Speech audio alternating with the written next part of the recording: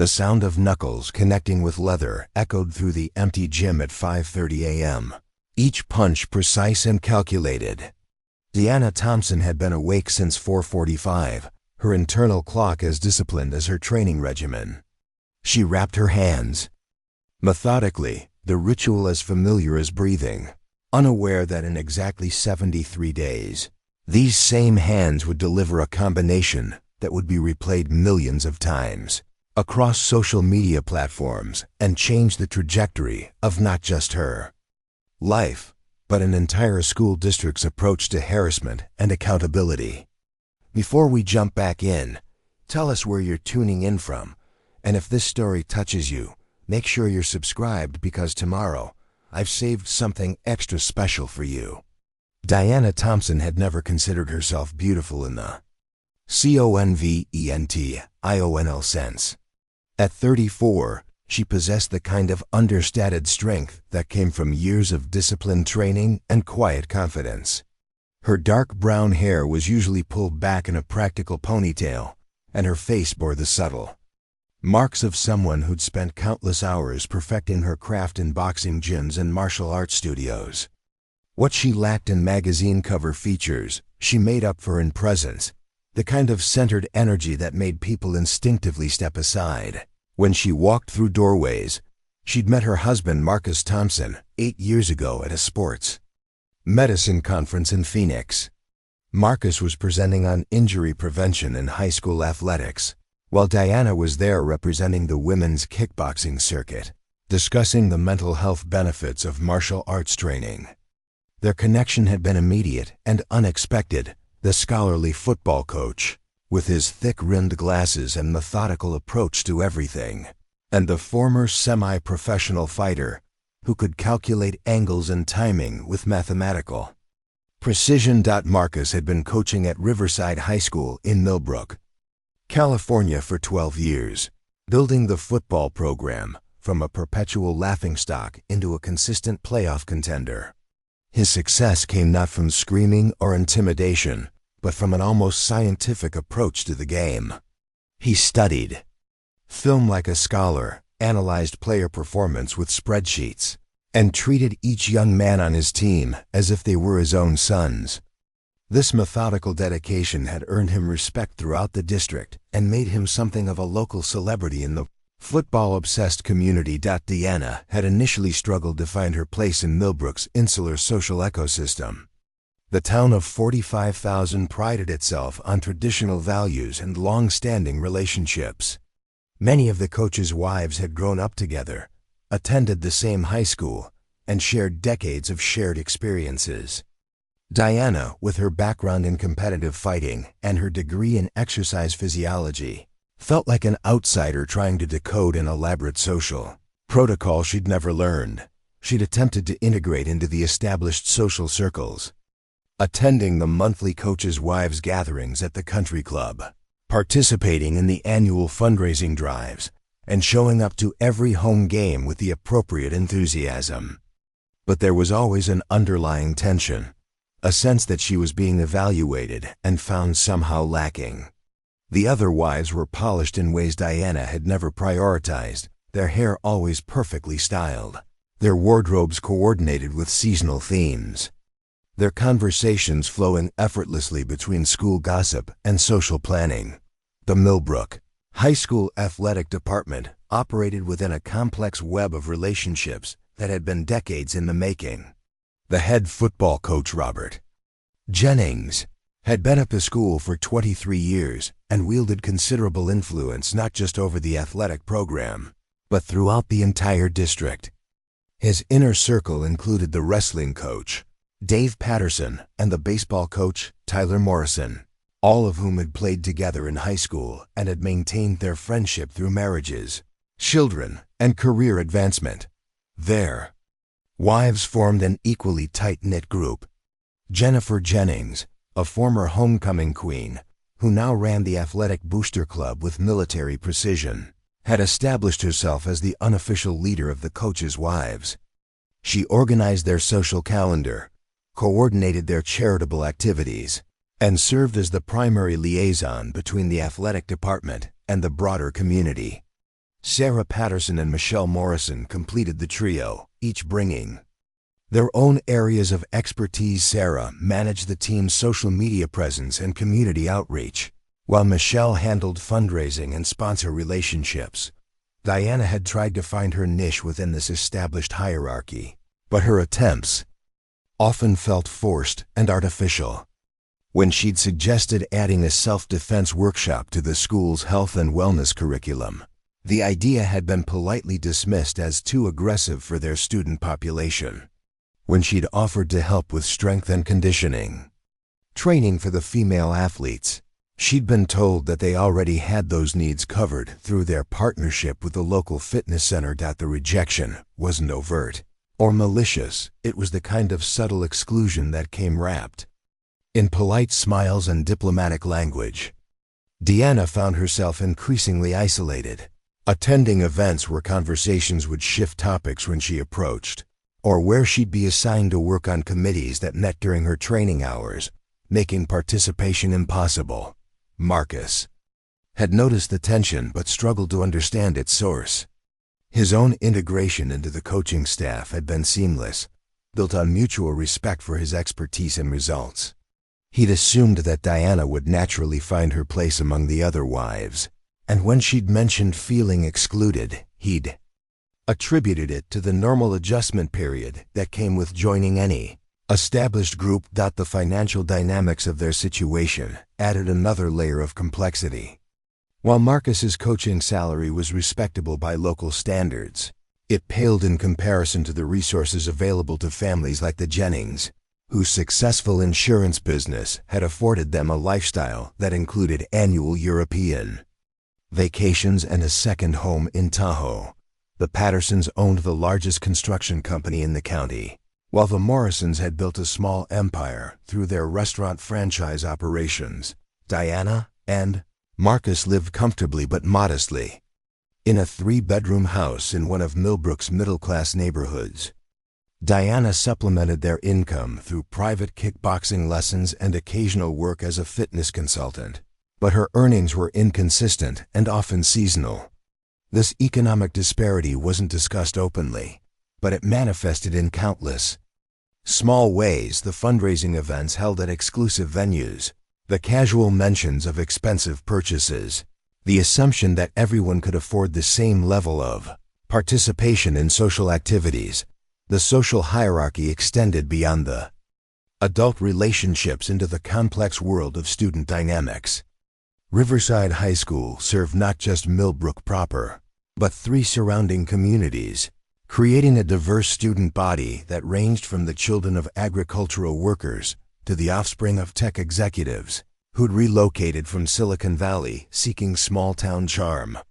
The athletic programs reflected these disparities, with some students driving luxury vehicles to practice, while others relied on teammates for transportation. Marcus had always been sensitive to these differences, making sure that equipment costs and travel expenses didn't create barriers to participation. He'd quietly paid for gear for students who couldn't afford it, arranged carpools for players whose families lacked transportation, and created a team fund that covered expenses for those who needed assistance. His approach had earned him loyalty from players and parents across all economic backgrounds, but it had also occasionally put him at odds with coaches who felt less responsibility for addressing financial inequities. Diana had observed these dynamics with the analytical eye of someone who'd grown up in a working-class family and understood the subtle ways that economic differences could create social barriers. Her own childhood had been marked by the careful navigation of opportunities she couldn't quite afford: martial arts classes paid for through work-study arrangements, competition fees covered by part-time jobs, equipment purchased second-hand, or earned through demonstration work at local gyms. This background had shaped her approach to both her training and her relationships. She valued authenticity over appearance, substance over style, and direct communication over social maneuvering. These qualities had served her well in competitive fighting, where success was measured in objective terms: wins and losses, technique and conditioning, mental toughness and strategic thinking. but they had proven less useful in navigating the complex social protocols of suburban coaching culture. The morning training routine that had become Diana's sanctuary began at 5 a.m. in the converted garage behind their house. Marcus had helped her install professional-grade equipment, heavy bags, speed bags, a full-length mirror, and mats for groundwork. The space was functional rather than aesthetic, designed for serious training rather than social media posts. Diana approached her workouts with the same methodical intensity that Marcus brought to game planning, following structured routines that progressed logically through different aspects of her conditioning. Her training wasn't just about maintaining physical fitness.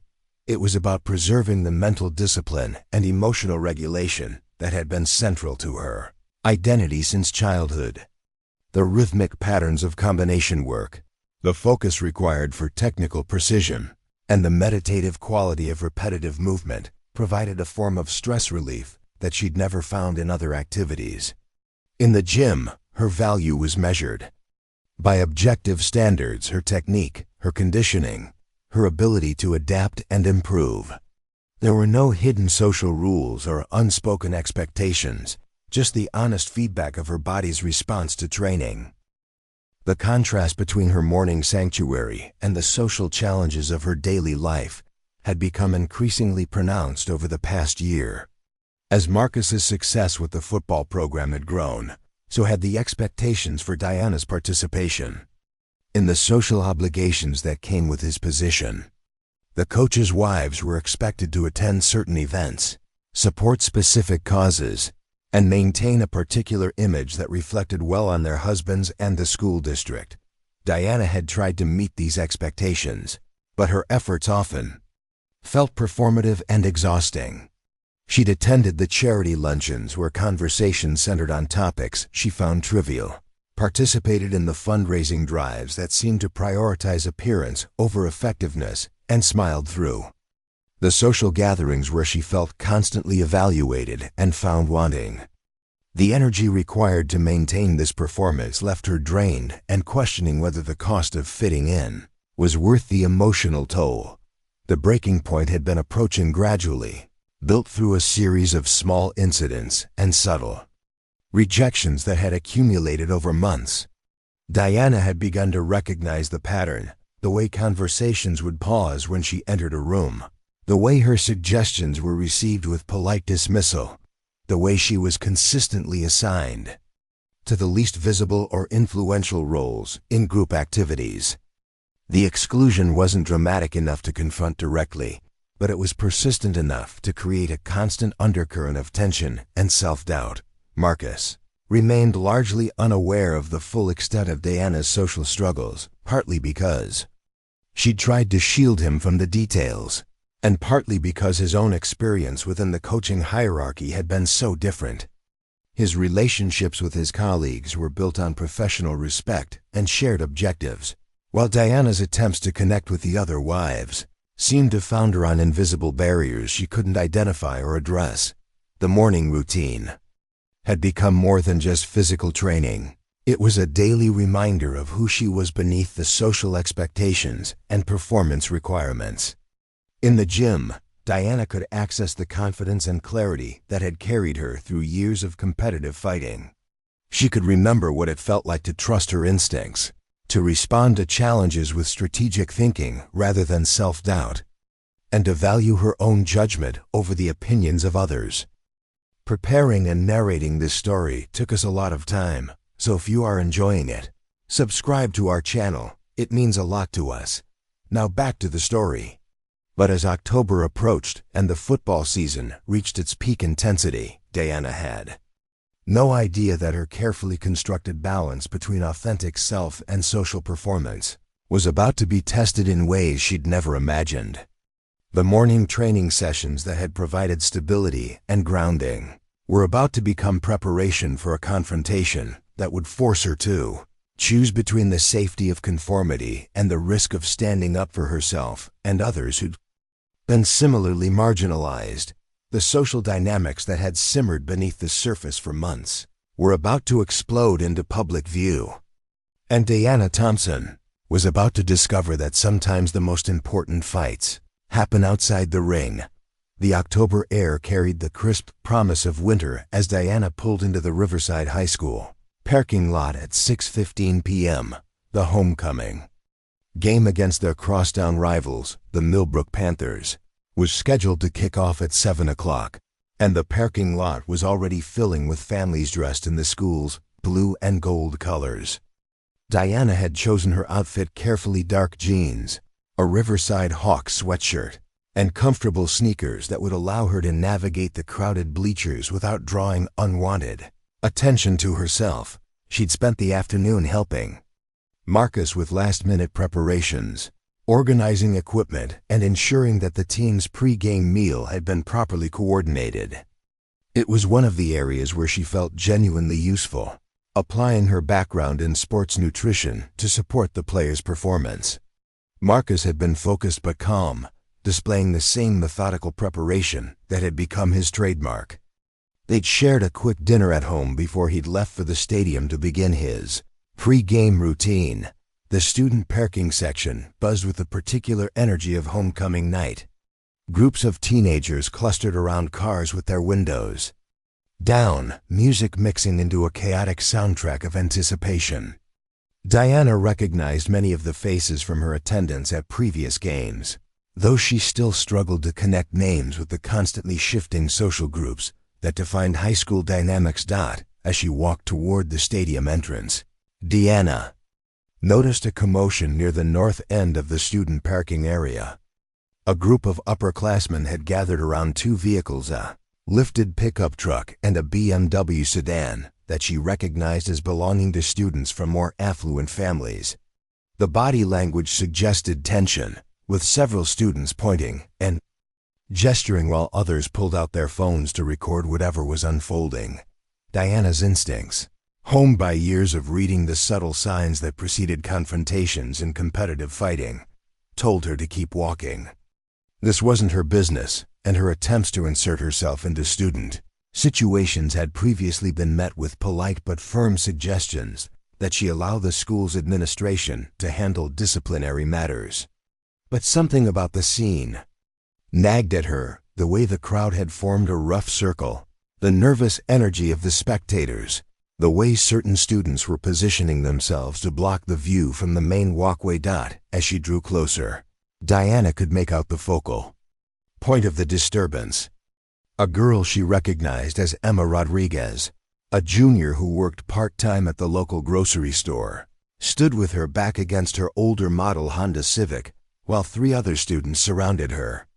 Emma's homecoming outfit, a carefully coordinated ensemble that had probably taken weeks of planning and saving to purchase, was now wrinkled and stained with what appeared to be chocolate milk. The three students confronting Emma were immediately recognizable as part of Riverside's social elite. Bradley Jennings, the coach's son, stood with his arms crossed and a smirk that Diana had seen too many times at family gatherings. Beside him, his girlfriend Chloe Patterson displayed the kind of calculated cruelty that came from years of social dominance, while their friend Austin Morrison held his phone at eye level, clearly recording the encounter for later distribution. "Maybe next time you'll think twice before trying to sit with people who actually matter," Chloe was saying, her voice carrying the particular pitch of someone who knew she had an audience. "Some of us earned our spot on homecoming court through actual popularity, not by beginning teachers for extra credit." Emma's response was barely audible, but Diana could see the girl's hands trembling as she tried to clean the stains from her dress. The humiliation was clearly deliberate and public, designed not just to hurt Emma but to reinforce social boundaries in front of the gathered crowd. Bradley stepped closer, his size advantage obvious and intentional. "You know what's really funny? My mom says your family probably bought that dress at a thrift store. It looks like something my grandmother would have thrown away in 1995. The crowd's laughter had a nervous edge, the kind of group participation that happened when people felt simultaneously entertained and uncomfortable. Diana could see several students who looked genuinely distressed by what they were witnessing, but none of them made any move to intervene. Austin raised his voice to ensure his words would be captured clearly on video. "Hey Emma, I heard your mom cleans houses for some of the families here. Maybe she can come clean up this mess too. Oh wait, she's probably too busy scrubbing toilets to come to your homecoming game." The comment crossed a line that even some of the onlookers seemed to recognize. Emma's face flushed red, and Diana could see tears beginning to form in the girl's eyes. The humiliation was becoming too painful to watch, and Diana found herself taking several steps closer to the group. It was then that Bradley noticed her approach. His expression shifted from confident cruelty to momentary uncertainty before settling into the kind of challenging look he'd probably learned from watching his father handle difficult situations. "Oh look, it's Coach Thompson's wife," Bradley announced loudly enough for the entire crowd to hear. "Maybe she's here to give us a lecture about sportsmanship or teamwork or whatever other boring stuff they teach in marriage counseling." The crowd's attention turned toward Diana, and she felt the familiar sensation of being evaluated and judged that had become a constant in her interactions with the Riverside community. But there was something different about this moment, perhaps. It was the obvious injustice of what she'd witnessed, or the way Emma looked so completely defenseless, or simply the accumulation of months of her own subtle marginalization.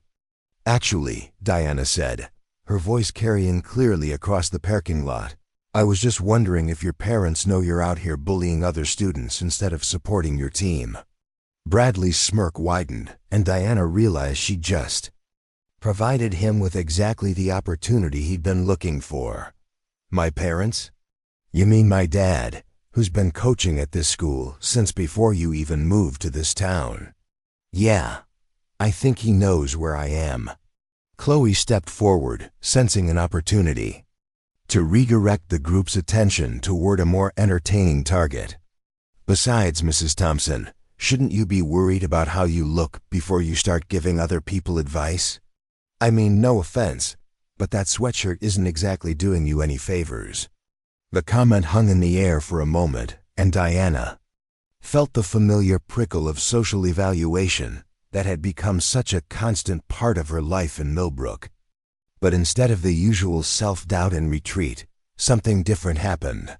Maybe it was the injustice of watching Emma being tormented, or the months of accumulated frustration with her own marginalization, or simply the recognition that this moment represented a choice between standing up and staying silent. "You're right," Diana said calmly. "I'm not exactly a fashion icon. But at least I'm not spending my Friday night picking on kids who are just trying to enjoy their homecoming." Austin, still recording, sensed the potential for content that would generate significant social media engagement. "Hey, Mrs. Thompson, is it true that you used to fight people for money? Like, did you actually get paid to beat people up?" The question was clearly intended to embarrass her, to highlight her background as somehow inappropriate or unseemly. Diana could see the calculation behind it, the attempt to portray her as violent or unstable, to use her athletic background as a weapon against her credibility. "I competed in sanctioned kickboxing matches," Diana replied evenly. "It's a legitimate sport with rules, referees, and safety protocols. Kind of like football, except the participants actually have to fight their own battles instead of ganging up on people who can't defend themselves." Bradley's face darkened at the implied criticism of his courage. "You think you're better than us because you know how to throw punches? That's pretty pathetic, honestly. My dad says fighters are just people who can't solve problems with their brains." The crowd had grown larger, drawn by the unusual spectacle of an adult being challenged by students. Diana could see several parents in the distance, making their way toward the stadium entrance, oblivious to the confrontation developing in the parking lot. Chloe, emboldened by Bradley's aggression, decided to escalate further. "You know what? I think Mrs. Thompson is just jealous because she's married to a football coach, but she looks like someone who belongs in a gym with a bunch of sweaty guys. No wonder she has to work out so much. She's trying to make up for what nature didn't give her." The comment struck deeper than Diana expected, not because it was particularly clever or original, but because it articulated something she'd sensed in countless social interactions over the past year. The suggestion that her athletic background made her somehow unfeminine or inappropriate, that her lack of conventional prettiness was a failing that required compensation through physical fitness. Austin, recognizing that he'd captured something potentially viral, stepped closer with his phone. "Mrs. Thompson, how does it feel to know that everyone thinks you're the ugliest coach's wife in the district? Like, do you ever wonder why Mr. Thompson married you? Or do you just pretend not to notice when other women get more attention?" The words were designed to cut deep, to expose her insecurities, and force a reaction that could be captured and shared. Diana felt the familiar rush of adrenaline that preceded physical confrontation, the automatic response patterns that had been drilled into her through years of training. But instead of the explosive anger that the students were clearly hoping to provoke, she felt something else, a cold, analytical clarity that allowed her to see the situation with perfect precision. These students weren't just being cruel for entertainment. They were testing boundaries, establishing dominance, and performing their power for an audience. They'd learned that they could attack with impunity, that adults would either retreat or respond with ineffective authority. They expected her to either flee in embarrassment or make threats that would be dismissed as inappropriate. They had no idea that they were dealing with someone who'd spent years learning to control her responses under pressure, someone who understood the difference between reactive emotion and strategic action. "You know what's interesting?" Diana said, her voice remaining perfectly calm despite the adrenaline coursing through her system. "You three seem to think that being cruel makes you powerful. But all I see is a bunch of kids who are so insecure about their own worth that they need to tear other people down to feel important." She turned to address the crowd that had gathered to watch the confrontation. "And everyone standing here recording this? You're not innocent bystanders, you're participants. You're choosing to be entertained by cruelty instead of doing something to stop it." Emma, who had been silent throughout the exchange, finally found her voice. "Mrs. Thompson, you don't have to." "Yes, I do," Diana interrupted gently. "Because if we don't stand up to bullies, they keep being bullies. And if adults don't model the behavior we expect from students, then we're all just pretending to care about things like character and integrity." Bradley stepped closer, his size advantage obvious and intentional. "You really think you're going to lecture us about character? You're nobody here, Mrs. Thompson. You're just some random woman who married a coach. Nobody cares what you think." The crowd had gone quiet, sensing that the confrontation was approaching some kind of resolution. Phones continued to record, capturing every word and gesture for later analysis and distribution. Diana could see that her next words and actions would define not just this moment, but potentially her entire future relationship with the Riverside community. She looked directly at Bradley, then at Chloe and Austin, taking the time to make eye contact with each of them. "You're right that I'm not originally from here, but you're wrong about everything else.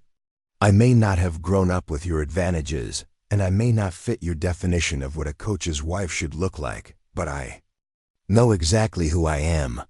She paused, letting the words settle before continuing. "And right now, I'm someone who's not going to stand by and watch you humiliate a student who's done nothing wrong, except not have enough money to buy your approval." The moment stretched between them, filled with possibility and threat.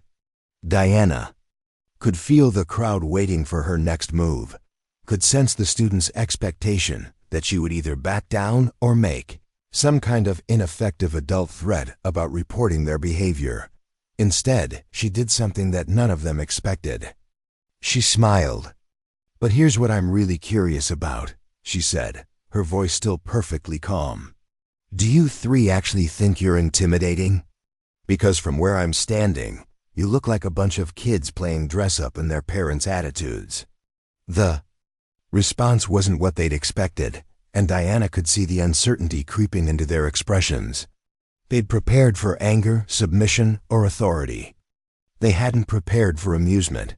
Austin, sensing that his viral content was taking an unexpected turn, tried to regain control of the narrative.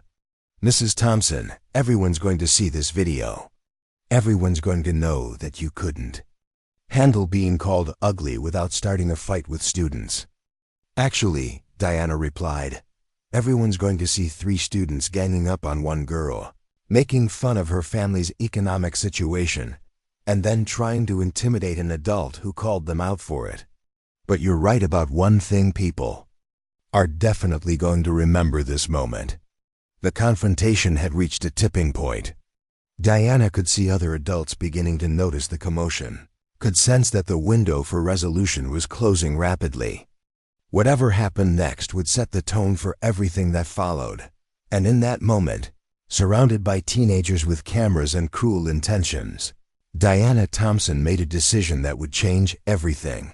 3 years after the homecoming incident that had shattered Riverside High School's culture of silence, Diana Thompson stood before a packed auditorium at the California State Education Conference.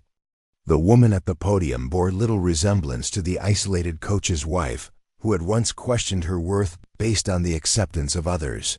Her hair was styled confidently, her posture radiated authority, and her voice carried the weight of someone who had transformed personal pain into systemic change. "When I decided to confront those students that night," Diana began, her words carrying clearly to the back of the room, "I thought I was just standing up for one girl. I had no idea I was about to expose a culture that had been protecting bullies and silencing victims for decades." The audience included superintendents, principals, coaches, and policymakers from across the state, all gathered to understand how a single moment of courage had sparked a revolution in how schools addressed harassment and accountability. Diana's presentation, titled "From Victim to Victory: Creating Authentic Change in School Culture," had become one of the most requested workshops in educational circles. The transformation hadn't happened overnight. The weeks following the suspension hearings had been brutal for Diana and Marcus. Death threats arrived via social media and anonymous phone calls. Their house had been vandalized twice, with epithets spray-painted across their garage door. Several parents had organized a petition demanding Marcus's firing, claiming that his wife's violent tendencies made him unfit to work with children. But for every voice raised in anger, 2 more emerged in support. Parents who had watched their own children suffer in silence began sharing their stories. Teachers who had been pressured to look the other way came forward with evidence of systemic cover-ups. Students who had been marginalized found the courage to speak up about their experiences. The documentary crew that had originally come to film a simple story about bullying had discovered something much larger. Their investigation revealed that Riverside's problems weren't isolated incidents, but part of a broader pattern of institutional failure. Other schools in the district faced similar issues, with wealthy families using donations and influence to shield their children from consequences, while working-class students bore the brunt of disciplinary action. Emma Rodriguez had become an unexpected advocate for change. Her initial fear of speaking publicly had given way to a fierce determination to ensure no other student experienced what she had endured.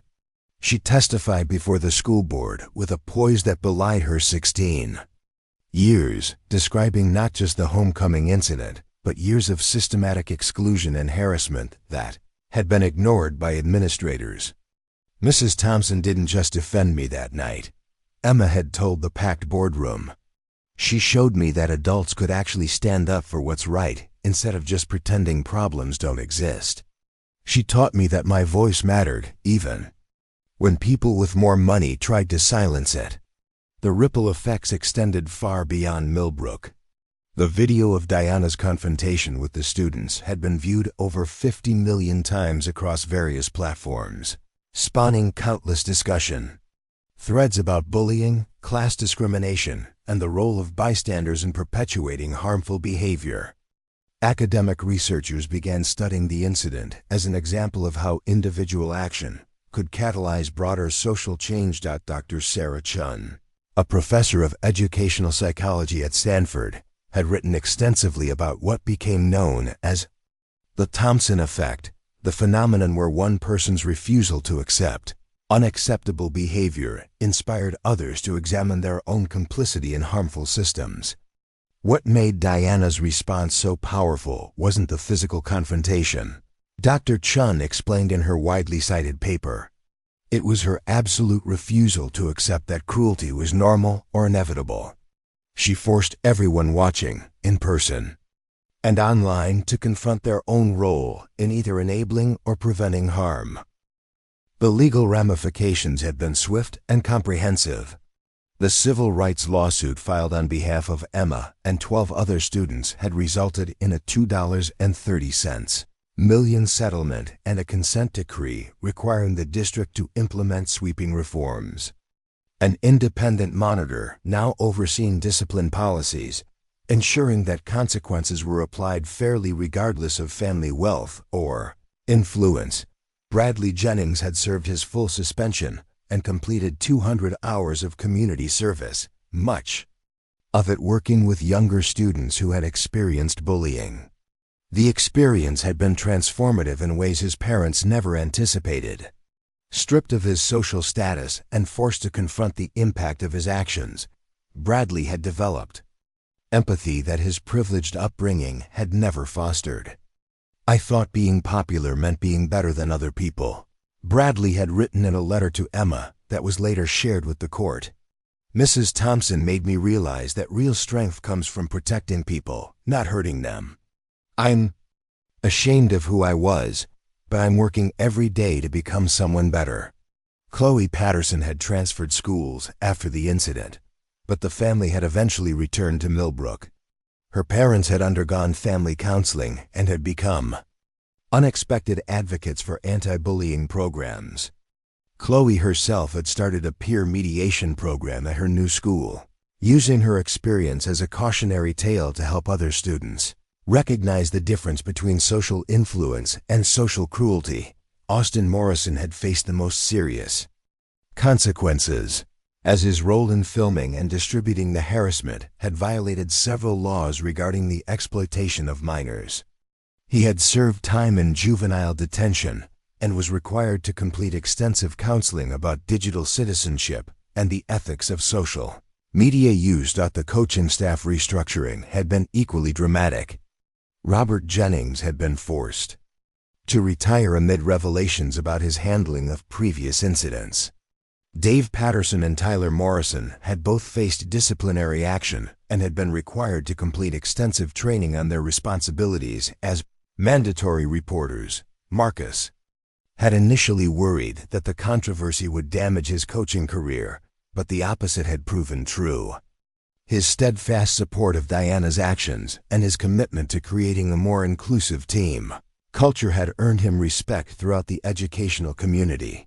He had been promoted to athletic director and had used his position to implement comprehensive anti-bullying programs across all sports. The changes extended to the community level as well. The coaches' wives group that had once excluded Diana had dissolved entirely, replaced by a more inclusive organization focused on supporting all families regardless of their economic status. Jennifer Jennings had stepped down from her leadership roles and had become a vocal advocate for examining the ways that social hierarchies harm children. "I enabled a system that hurt kids," Jennifer had admitted during a school board meeting.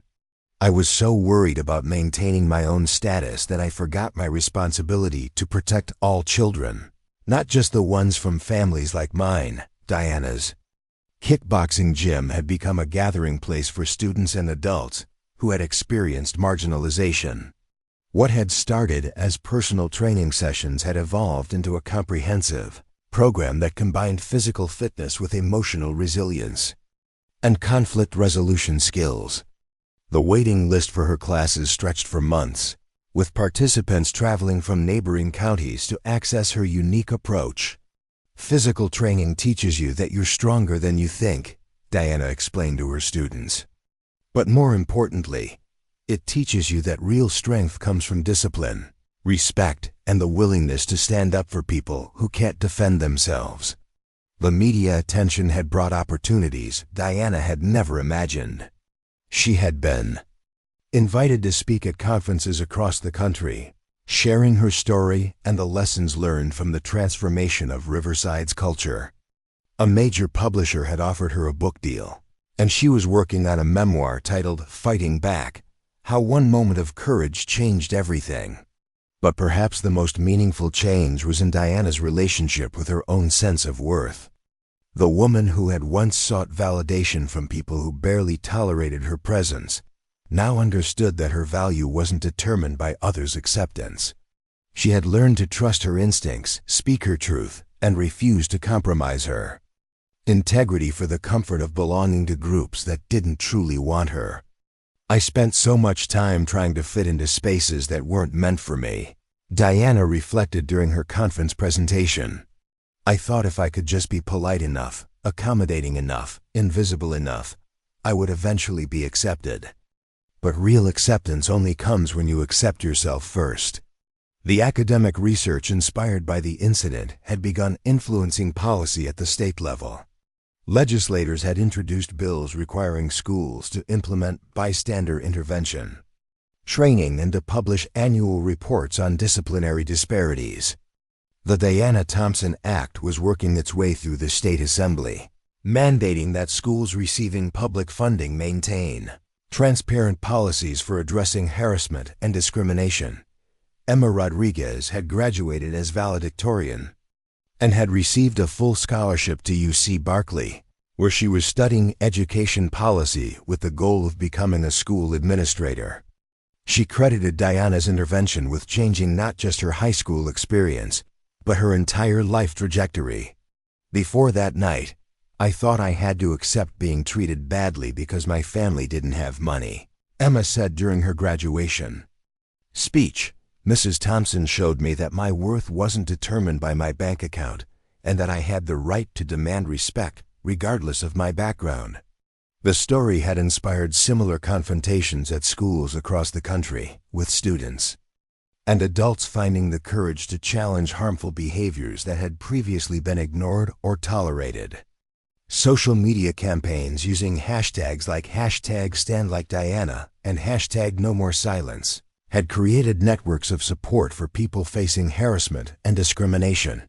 The documentary about the incident, titled The Courage to Fight Back, had won several awards and was being used in schools nationwide as a teaching tool about bullying prevention and bystander intervention. The filmmakers had donated profits from the documentary to establish a scholarship fund for students from working-class families. Diana's relationship with Marcus had deepened through the experience of fighting for change together. They had learned to communicate more openly about the challenges they faced and to support each other through the inevitable difficulties that came with standing up to powerful interests. I used to think my job was to keep the peace and avoid conflict, Marcus admitted during a joint interview with Diana. But Diana taught me that sometimes conflict is necessary to create justice. My role as an educator isn't just to teach kids about sports, it's to teach them about character and courage. The training program Diana had developed was being replicated in schools and community centers across the country. Her combination of physical fitness, emotional regulation, and conflict resolution skills had proven effective in helping people develop the confidence to stand up to harassment while maintaining their safety and dignity. Self-defense isn't just about physical techniques, Diana explained to a new group of trainees. It's about understanding your worth, trusting your instincts, and having the courage to act when you witness injustice. Sometimes the most important fight is the one where you refuse to be silent. 3 years after that October night in the parking lot, the culture at Riverside High School was unrecognizable. Students from different economic backgrounds mixed freely, Bullying incidents were addressed immediately and transparently, and the school had become a model for other districts seeking to create more inclusive environments. The transformation hadn't been easy or quick, but it had been comprehensive. Every policy, every procedure, every tradition had been examined and reformed to ensure that all students were treated with dignity and respect regardless of their family's wealth or social status. Diana stood at her kitchen window, watching Marcus lead the team through their morning conditioning routine. The players represented every corner of their community: children of farm workers training alongside the sons of tech executives, scholarship kids and legacy families united by their shared commitment to excellence and mutual respect. Her phone buzzed with a message from a teacher in Ohio who had seen her conference presentation online. Another school was facing similar challenges, and the staff wanted guidance on how to create change without destroying their community in the process. Diana smiled as she typed her response. Change was possible, but it required courage. The courage to confront uncomfortable truths, to stand up to powerful interests, and to believe that everyone deserved to be treated with dignity.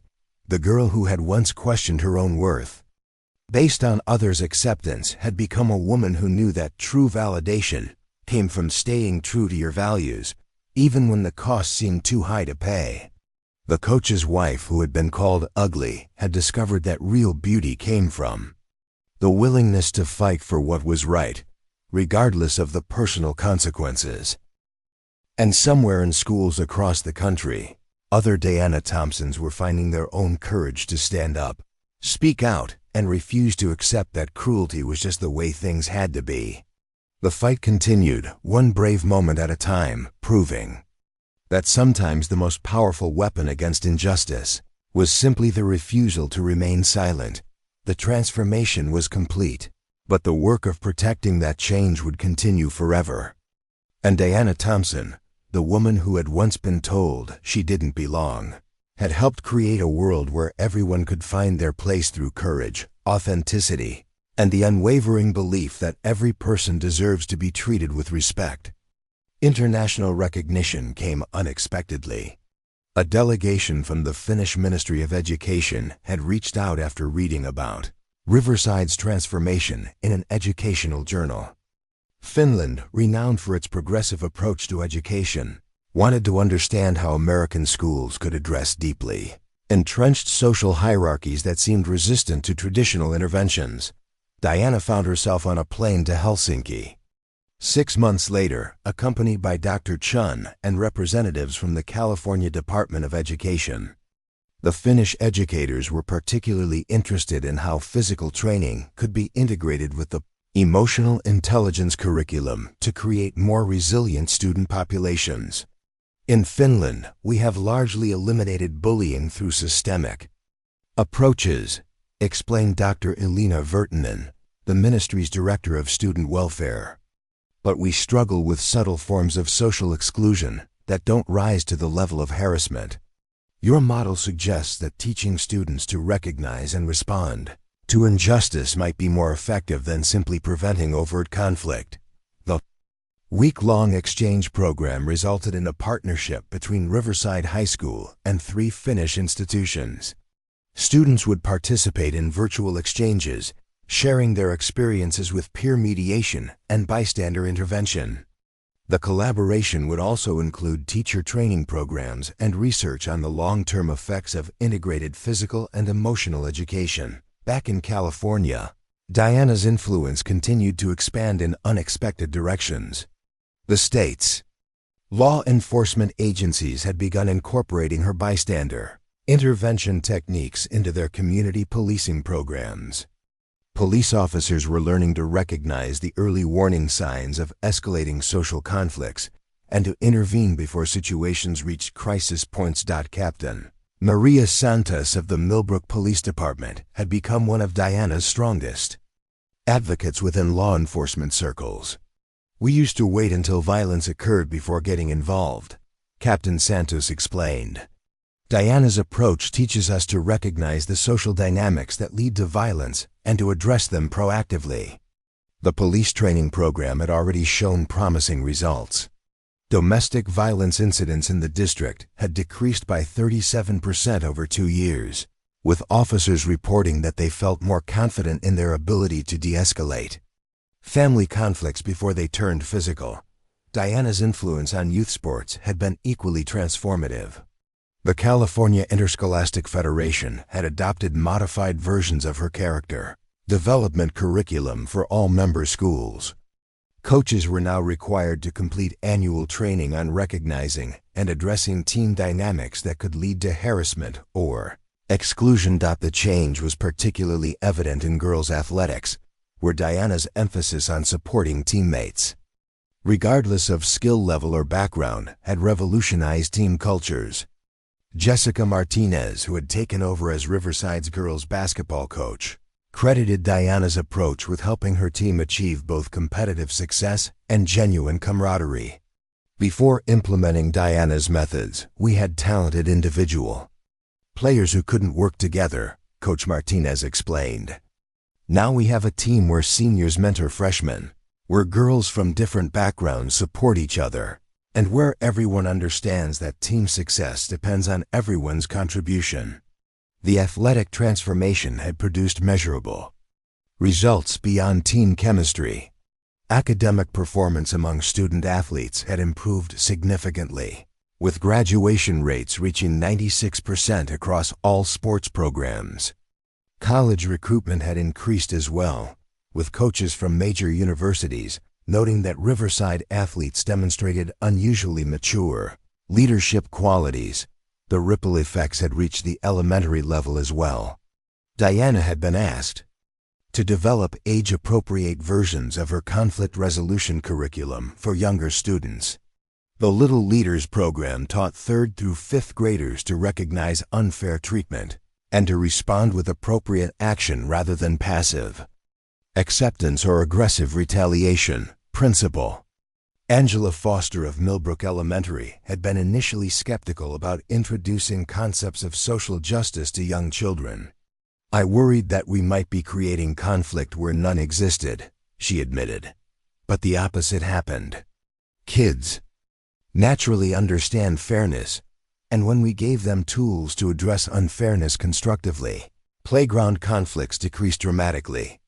The elementary program had attracted attention from child development researchers who were studying how early intervention in social dynamics might prevent the establishment of harmful hierarchies that typically solidified during adolescence. Diana's personal journey had included challenges she hadn't anticipated. The constant public attention had been exhausting, with speaking requests and media interviews consuming time she'd previously devoted to her own training and reflection. She'd had to learn to set boundaries, to protect her family's privacy while maintaining her public advocacy work. The financial aspects of her new role had been complex as well. Speaking fees and book advances had improved their family's economic situation significantly. But Diana had been careful to ensure that her message wasn't compromised by commercial considerations. She'd established a foundation that provided scholarships and training programs for low-income students, directing most of her earnings toward expanding access to the resources that had transformed her own life. The foundation had grown beyond Diana's expectations, attracting major donors who were inspired by the measurable impact of her programs. Tech executives from Silicon Valley had funded pilot programs in urban districts, while agricultural businesses had sponsored rural implementations. The diversity of support reflected the universal appeal of Diana's message about dignity and respect. One of the foundation's most successful initiatives had been the Courage Scholarship Program, which provided full college funding for students who had demonstrated exceptional bravery in standing up to harassment or discrimination. Emma Rodriguez had been the first recipient, but she was now joined by dozens of others whose stories of quiet heroism were changing school cultures across the state. The scholarship recipients formed a network of advocates who stayed connected through their college years and beyond. Many had chosen careers in education, law enforcement, or social work, carrying Diana's principles into their professional lives. The network had become a powerful force for systemic change, with members working in positions where they could influence policy and practice. Dr. Michael Harrison, the superintendent who had replaced Dr. Patricia Whitmore, had become a national spokesperson for educational equity. His district's transformation had been so dramatic that he was frequently invited to testify before legislative committees and to consult with other districts facing similar challenges. Diana Thompson didn't just save one student or change one school, Dr. Harrison often said in his presentations. She proved that individual courage could catalyze institutional transformation. She showed us that we didn't have to accept harmful traditions just because they'd always existed. The research data supporting this claim was overwhelming. Riverside's disciplinary disparities had been eliminated entirely, with consequences now applied fairly regardless of students' backgrounds. Academic achievement gaps had narrowed significantly, and student satisfaction surveys showed unprecedented levels of safety and belonging. The transformation had also attracted families who might have otherwise chosen private schools or moved to different districts. Enrollment had increased by 18% over 3 years, with the demographic composition becoming more diverse and representative of the broader community. But perhaps the most meaningful measure of change was in the stories Diana heard from current students. Young people who might have suffered in silence now felt empowered to seek help when facing difficulties. Bystanders who might have watched passively now intervene when witnessing unfair treatment.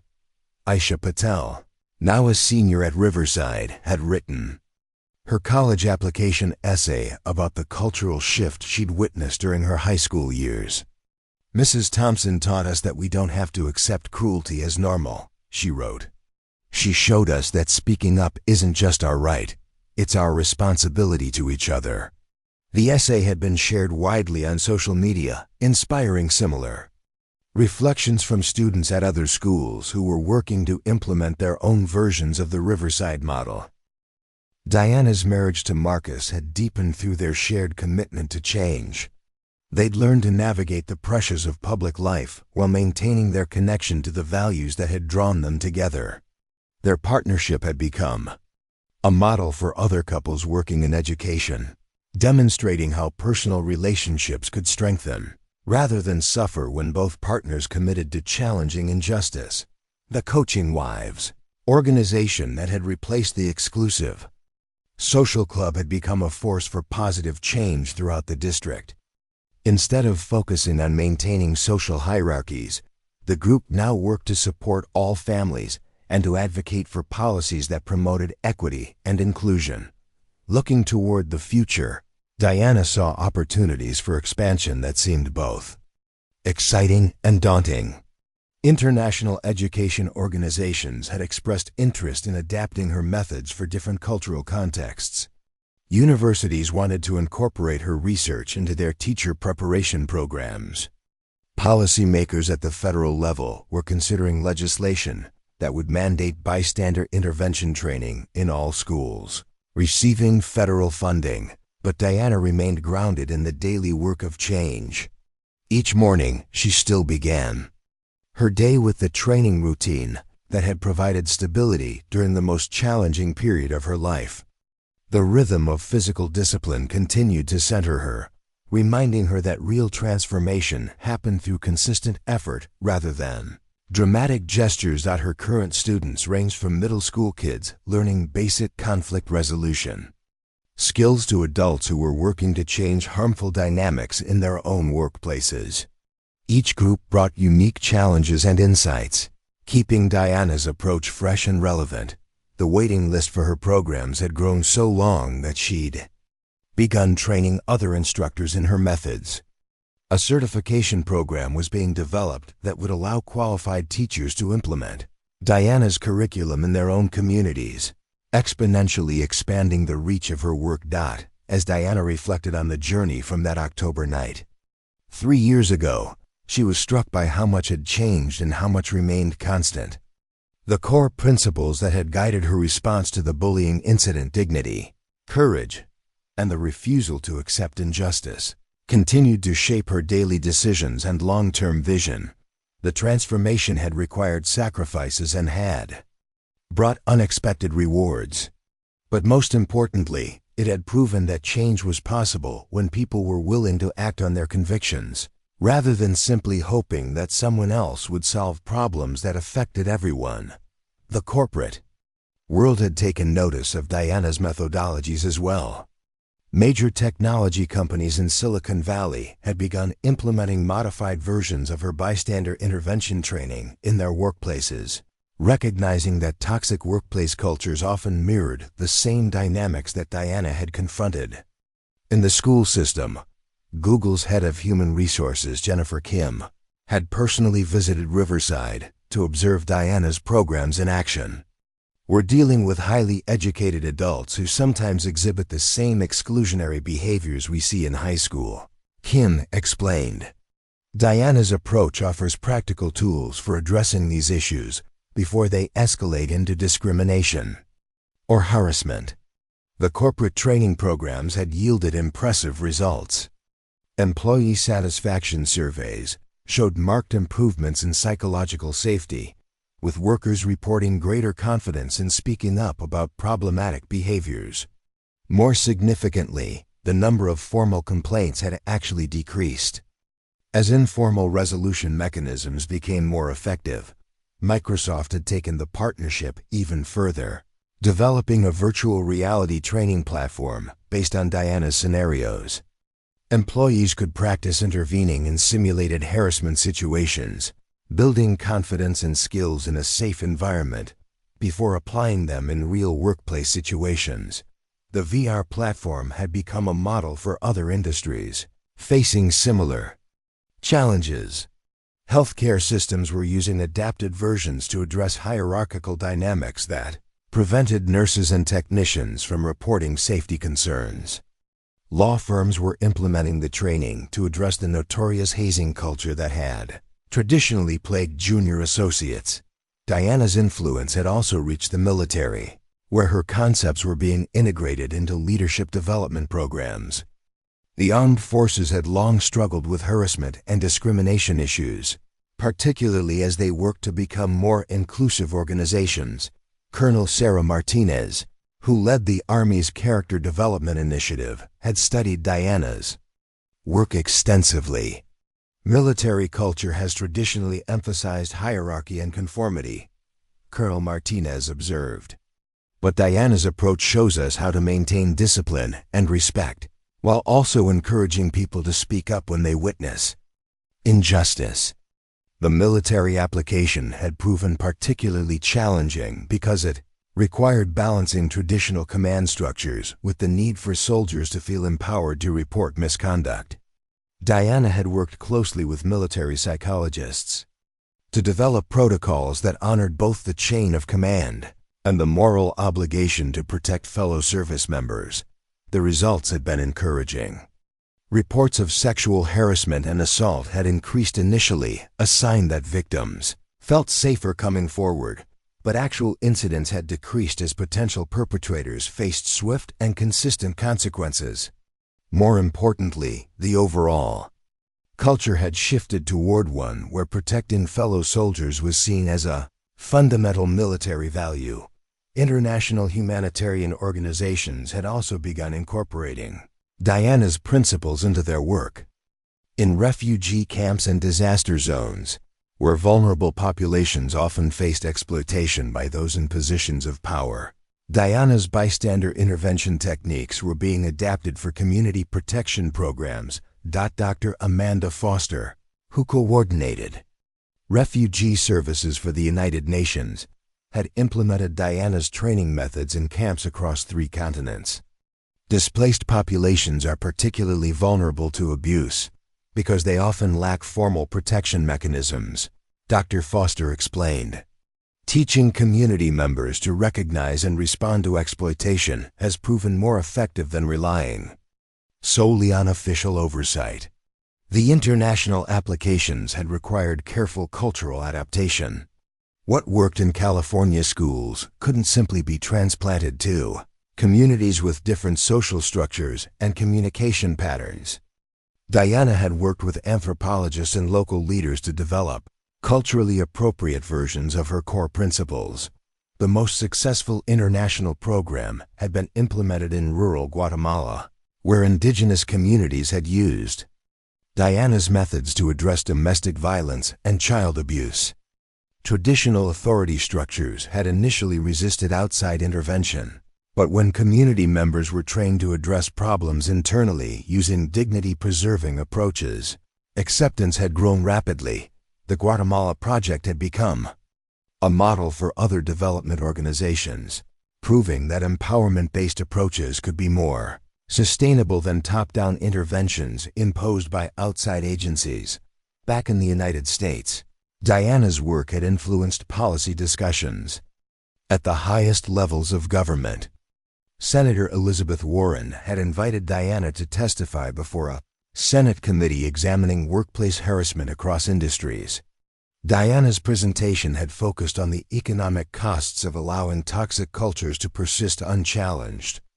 Organizations that fail to address harassment don't just harm individuals, Diana had told the senators.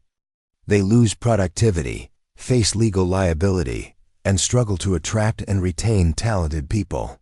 Creating respectful environments isn't just morally right, it's economically smart. The testimony had influenced pending legislation that would require federal contractors to implement comprehensive anti-harassment training. Diana's specific methodologies were being written into the proposed regulations, potentially affecting millions of workers across the country. The legislative impact had extended to state governments as well. California had passed the Thompson standards, requiring all public schools to implement evidence-based bystander intervention programs. Other states were considering similar measures, with Diana's research providing the foundation for policy development. The academic community had embraced Diana's work with enthusiasm that surprised even her strongest supporters. Harvard's Graduate School of Education had established the Thompson Fellowship, providing full funding for doctoral students researching intervention strategies for educational equity. Dr. Patricia Chun, the fellowship's first recipient, was conducting longitudinal studies tracking students who had participated in Diana's elementary programs as they progressed through middle and high school. Early data suggested that children who learned intervention skills at young ages maintained higher levels of prosocial behavior throughout their academic careers. Diana's insight was that we don't have to wait until high school to teach kids about justice and courage. Dr. Chun explained, children as young as 6 can learn to recognize unfairness and respond appropriately. This early foundation seems to create lasting character development. The research had implications beyond education. Developmental psychologists were studying whether early intervention training might reduce antisocial behavior in general, potentially affecting everything from juvenile crime rates to adult relationship patterns. Diana's personal relationships had evolved in unexpected ways as her public profile had grown. Old friendships had been tested as some people struggled to relate to her newfound prominence, while new connections had formed with individuals who shared her commitment to social change. One of the most meaningful relationships had developed with Dr. Janet Williams, a retired civil rights lawyer who had fought workplace discrimination cases for 40 years. Dr. Williams had reached out to Diana after reading about the Riverside transformation, recognizing parallels between Diana's approach and the grassroots organizing tactics that had powered the civil rights movement. Diana represents the next generation of activists, Dr. Williams had said during a joint speaking engagement. She understands that lasting change comes from empowering individuals to act on their principles, not from waiting for institutions to reform themselves. The mentorship had influenced Diana's strategic thinking about long-term impact. Instead of focusing solely on immediate interventions, she had begun building networks and systems that could sustain change beyond her direct involvement.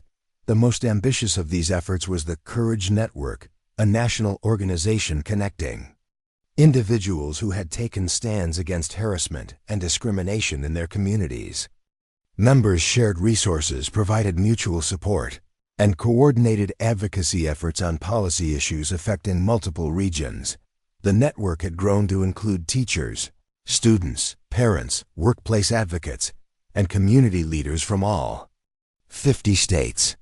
Annual conferences brought members together to share strategies and celebrate successes, while regional chapters provided ongoing support and training opportunities.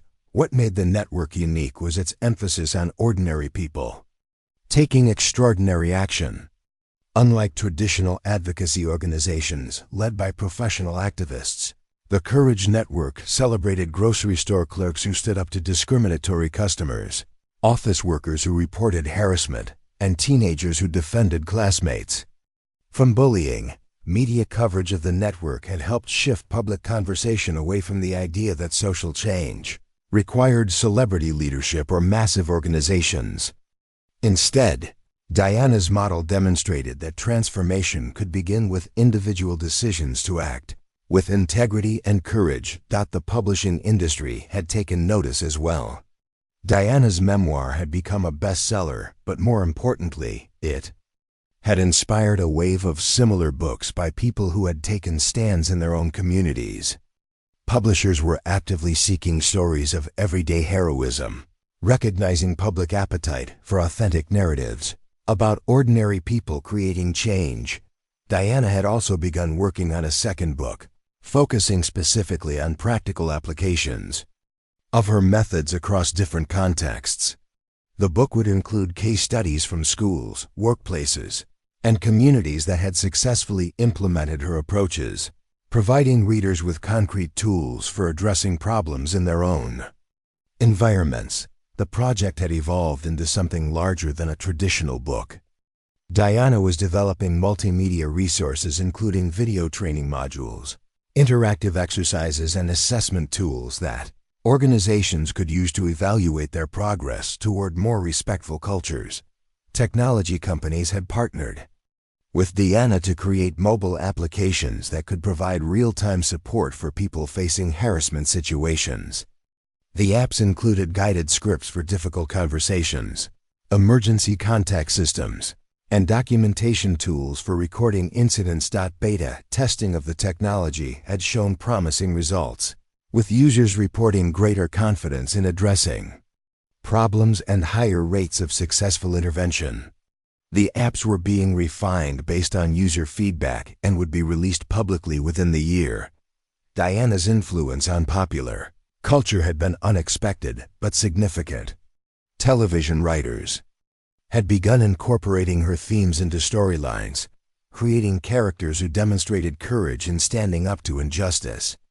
Social media influencers had adopted her language and concepts, spreading her message to audiences that might never attend educational conferences. The cultural impact had been particularly strong among young people who had embraced Diana's message that they didn't have to wait until adulthood to make a difference. High school students across the country had formed Thompson clubs, organizing peer intervention training and advocacy projects in their schools. College campuses had seen similar movements, with student organizations implementing Diana's methods to address everything from sexual assault to academic dishonesty. The approaches had proven effective because they focused on empowering community members rather than relying solely on institutional responses. As Diana looked toward the future, she saw both opportunities and challenges that would test the sustainability of the changes she had helped create. Political polarization was making it harder to build coalitions across ideological lines, while social media was creating new forms of harassment that required adapted intervention strategies. But she remained optimistic about the trajectory of change. The thousands of people who had learned her methods were now teaching others, creating exponential growth in the number of individuals equipped to challenge injustice effectively. The institutional changes that had resulted from her work were becoming embedded in organizational cultures, making them harder to reverse. Most importantly, A generation of young people was growing up with different expectations about how conflicts should be resolved and how power should be exercised. These children, who had learned from an early age that everyone deserves dignity and respect, would carry those values into their adult relationships and professional responsibilities. In the end, the bullies had been wrong about everything, except for the fact that Diana Thompson would indeed be remembered. Just not for the reasons they had expected. Her legacy would be measured not in moments of confrontation, but in millions of daily decisions by ordinary people to treat each other with dignity, to speak up against injustice, and to believe that everyone deserved to be safe, respected, and valued for who they were. The healthcare industry had proven to be one of the most receptive environments for Diana's methodologies. Medical errors, often caused by hierarchical cultures that prevented lower-ranking staff from questioning dangerous decisions, had been dramatically reduced in hospitals that implemented her intervention training. Dr. Robert Kim, chief medical officer at San Francisco General Hospital, had personally overseen the implementation of Diana's protocols throughout his institution. Medical culture has traditionally been built on rigid hierarchies where questioning authority was seen as insubordination, Dr. Kim explained. Diana's approach taught us that patient safety requires everyone to feel empowered to speak up when they see potential problems. The results had been remarkable. Medication errors had dropped by 42% in the first year after implementation, while patient satisfaction scores had reached record highs. More significantly, staff turnover had decreased as healthcare workers reported feeling more valued and supported in their roles. The success had led to adoption by major hospital chains across the country. Kaiser Permanente had mandated Diana's training for all employees, from surgeons to custodial staff. The Mayo Clinic had integrated her principles into their medical education programs, ensuring that future physicians would be trained to value input from all team members, regardless of their position in the hierarchy. Nursing organizations had been particularly enthusiastic adopters. The American Nurses Association had featured Diana as the keynote speaker at their national convention, recognizing that her methods addressed long-standing issues of physician-nurse communication that had plagued the profession for decades. Nurses often have the most direct patient contact and can identify problems early, explained RN Patricia Lopez, who had implemented Diana's training in her intensive care unit. But historically, we've been discouraged from challenging physician decisions. Diana's approach gives us tools to advocate for patients while maintaining professional relationships. The financial services industry had encountered unique challenges in implementing Diana's methods. Wall Street culture, with its emphasis on aggressive competition and financial rewards, seemed antithetical to values of dignity and mutual respect. However, several major firms had discovered that toxic workplace cultures were creating significant liability risks and hindering their ability to attract diverse talent. Goldman Sachs had hired Diana as a consultant after facing a series of high-profile discrimination lawsuits. The firm's leadership had initially been skeptical about whether her school-based methods could translate to their environment, but pilot programs had shown encouraging results. We learned that the same dynamics that create bullying in schools exist in our industry, admitted Maria Rodriguez, Goldman's head of human resources. Senior staff often used humiliation and exclusion to maintain power, just like high school bullies.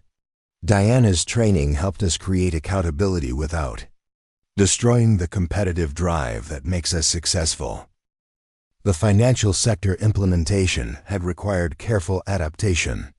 Diana had worked with industrial psychologists to develop methods that preserved necessary competitive elements while eliminating destructive behaviors. The key insight had been distinguishing between competition based on performance and competition based on dominance over others. Results had been mixed but promising.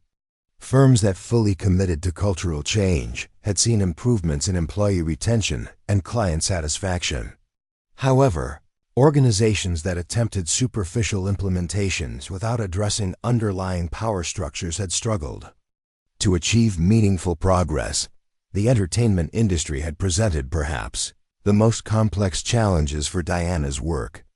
Hollywood's culture of celebrity worship and exploitation had created environments where harassment and abuse flourished under the protection of powerful individuals and profit-driven institutions. Following the #MeToo movement's revelations about systemic abuse in entertainment, several major studios had reached out to Diana for guidance on creating genuine cultural change. The task had proven daunting, as traditional approaches focused on legal compliance rather than fundamental shifts in how power was exercised. Diana had worked with Screen Actors Guild representatives to develop industry-specific training that addressed the unique vulnerabilities faced by performers. The program focused on empowering all crew members, from grips to directors, to recognize and respond to inappropriate behavior, regardless of the perpetrator's status or influence. Warner Brothers had become the first major studio to implement comprehensive bystander intervention training across all productions. The program included protocols for reporting concerns, support systems for victims, and clear consequences for violations that applied equally to stars and entry-level employees. Early results have been encouraging, with reports of harassment decreasing and overall set environments becoming more professional. However, the true test would come as the industry faced pressure to return to old patterns when financial considerations conflicted with cultural commitments the sports world had embraced. Diana's methods with enthusiasm that reflected the natural connection between athletic discipline and character development. Professional leagues had begun incorporating her training into rookie orientation programs, recognizing that high-profile athletes needed skills for handling conflicts, both on and off the field.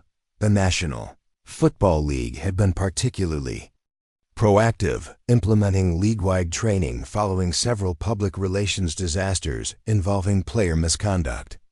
Diana had worked with team psychologists to develop programs that emphasized the connection between personal integrity and professional success. Athletes are used to training their bodies and studying game film, explained Dr. James Thompson, the NFL's Director of Player Development. Diana's approach treats character development with the same systematic rigor that players apply to physical conditioning.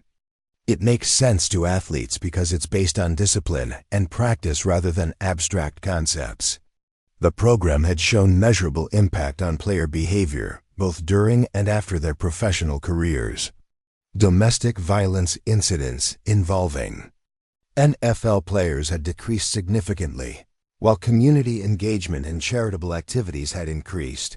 Youth sports organizations had been even more receptive, recognizing that Diana's methods addressed fundamental issues in competitive athletics that often carried into adult relationships and professional environments. Little League Baseball had mandated coaching education that included her conflict resolution techniques. The transformation of youth sports culture had been particularly dramatic. Parents reported that game environments had become more positive, with less verbal abuse directed at players, referees, and opposing teams. Children were learning that competition could be intense without being cruel, and that supporting teammates was more important than individual recognition. Diana's influence on religious communities had been unexpected but profound. Faith-based organizations had discovered that her emphasis on dignity and mutual respect aligned closely with theological principles, while her practical methods provided tools for addressing conflicts that traditional pastoral approaches sometimes struggled to resolve. The Catholic Church had been among the most enthusiastic adopters, implementing Diana's training in parishes across multiple dioceses.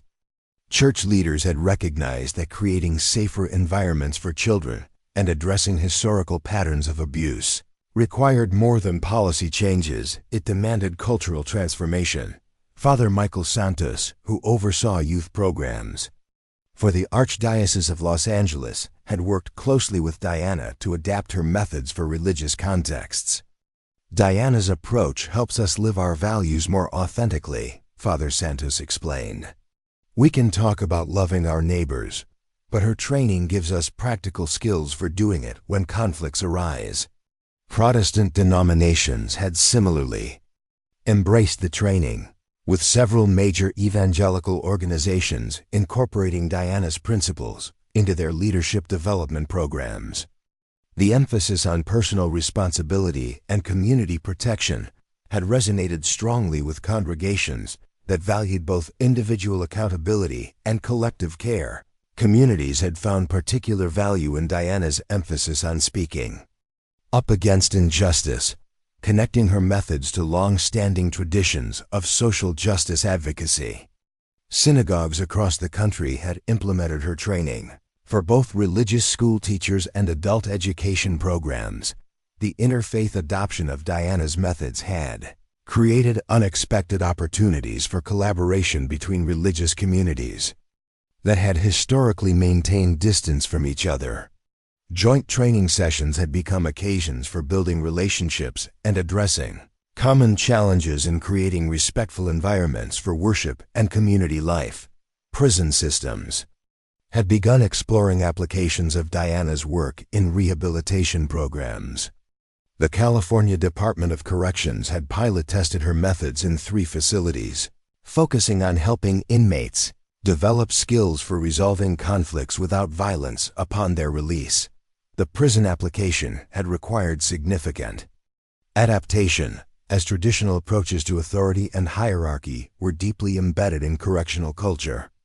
Diana had worked with former inmates and criminal justice experts to develop programs that respected the realities of prison life while providing tools for positive change. Initial results had been promising, with participating inmates showing reduced disciplinary infractions and improved relationships with correctional staff. More importantly, follow-up studies suggested that participants had lower recidivism rates after release, indicating that the skills learned in prison were transferring to civilian life. The success had attracted attention from international criminal justice organizations. Several European countries were exploring adaptations of Diana's methods for their own correctional systems, particularly focusing on restorative justice, approaches that emphasized healing and community reintegration rather than purely punitive measures. Environmental organizations had discovered unexpected applications for Diana's bystander intervention principles. Climate change activism often involved confronting powerful interests that preferred to maintain harmful status quos, making Diana's methods relevant for environmental advocates seeking to create change without resorting to extremist tactics. Greenpeace had incorporated Diana's training into their activist preparation programs, teaching volunteers how to maintain dignity and effectiveness when facing hostility from corporations or government officials. The training had helped activists stay focused on their environmental message rather than getting drawn into personal conflicts that distracted from their cause. Local environmental groups had found Diana's methods particularly useful for community organizing. Neighborhood associations working to address pollution or development issues had used her techniques to build coalitions across diverse populations and to maintain unity when facing well-funded opposition. The combination of environmental urgency and social justice principles had created powerful movements that were more sustainable and effective than previous approaches that relied primarily on confrontation and protest. Diana's influence on journalism had been subtle but significant. News organizations had begun incorporating her principles into their coverage of conflict and social issues, recognizing that traditional approaches sometimes amplified divisions rather than promoting understanding. The Columbia Journalism School had invited Diana to speak about the media's role in either perpetuating or challenging harmful social dynamics. Her presentation had focused on how journalists could maintain objectivity while still taking stands against obvious injustice. Reporters often think they have to remain neutral about everything. Diana had told the audience of journalism students. But there's a difference between political neutrality and moral neutrality. We can report fairly on different perspectives, while still making it clear that harassment and discrimination are unacceptable. Several major news outlets had begun implementing guidelines based on Diana's recommendations, particularly regarding coverage of bullying and harassment cases. The changes had led to more nuanced reporting that focused on systemic issues rather than individual personalities. As Diana reflected on the breadth of influence her work had achieved, she was struck by the consistency of human dynamics across vastly different contexts. Whether in schools, workplaces, religious communities, or activist organizations, same patterns of exclusion and dominance appeared, and the same principles of dignity and courage provided solutions. The universality of these patterns had convinced Diana that her work was addressing fundamental aspects of human nature rather than temporary social problems. This realization had shaped her long-term strategy, focusing on creating sustainable systems that could adapt to changing circumstances while maintaining core principles. The legacy she was building would outlast any individual program or intervention. By teaching people to recognize their own power to create change, and by providing them with practical tools for exercising that power responsibly, Diana had helped create a generation of leaders who would carry these principles into every aspect of their lives. In the end, the transformation that had begun with a moment of cruelty in a high school parking lot had become a movement that touched millions of lives across the globe. Diana Thompson had proven that ordinary people could create extraordinary change when they refused to accept injustice as inevitable and chose to act with courage, compassion, and unwavering commitment to human dignity. Up next, you've got two more standout stories right on your screen. If this one hits the mark, you won't want to pass these up. Just click and check them out. And don't forget to subscribe and turn on the notification bell so you don't miss any upload from us.